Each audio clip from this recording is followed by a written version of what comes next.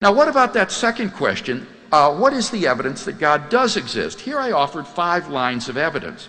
First, the origin of the universe. Notice that Dr. Slizak responds to this argument by agreeing with that crucial second premise that the universe began to exist. In order to deny the conclusion, therefore, he is forced to deny the first premise, that whatever begins to exist has a cause, and he turns his guns upon it. Now, by a cause, I mean something that produces or brings into being its effect.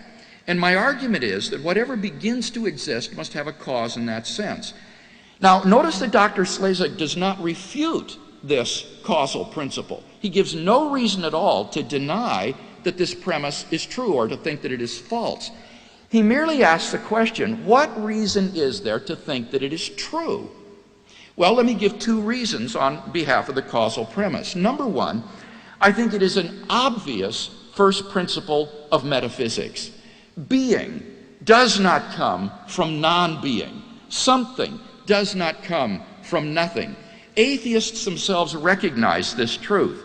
For example, David Hume, who is something of a hero to Professor Slizak, wrote to John Stewart, "I never asserted so absurd a proposition as that anything might arise without a cause. I only maintained that our certainty of the falsehood of that proposition proceeded neither from intuition nor demonstration, but from another source."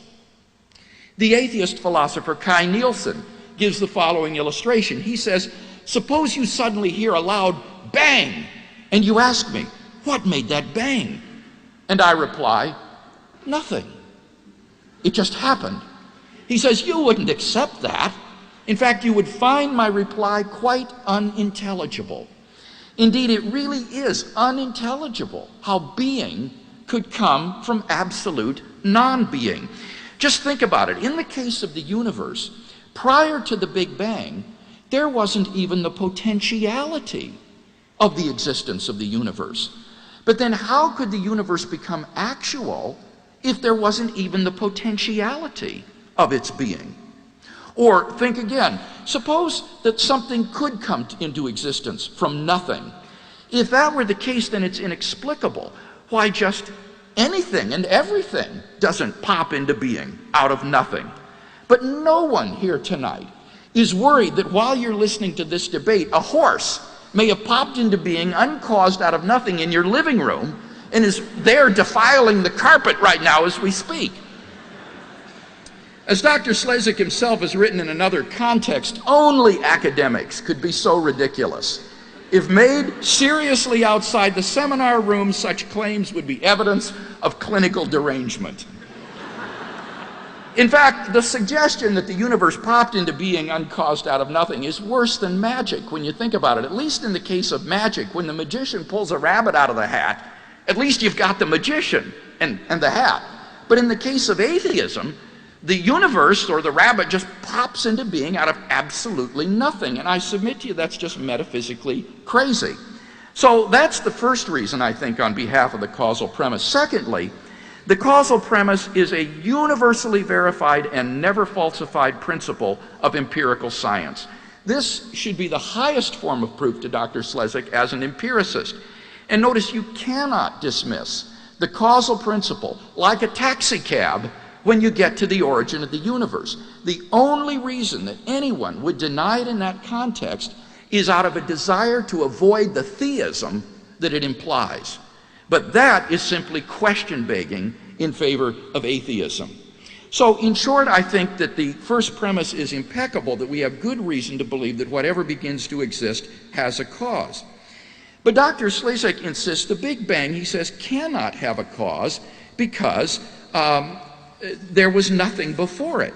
And here he quotes Quentin Smith on this head. Unfortunately, he misquotes Smith, who is the collaborator with me in our book, Theism, Atheism, and Big Bang Cosmology. What Quentin actually says in the book on page 120 is that the initial singularity cannot be the result of a prior natural process.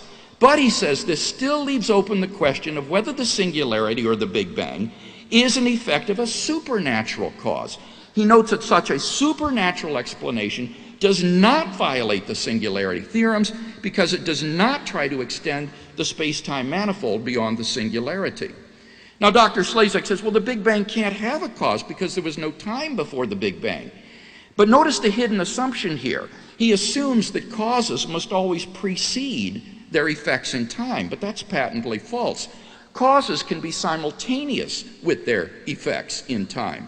And I would say in the case of God's creating the universe, God's creating the universe is simultaneous with the universe coming into being. Thus, even though there is no time before the Big Bang, God can create the universe by creating it at the moment of the Big Bang.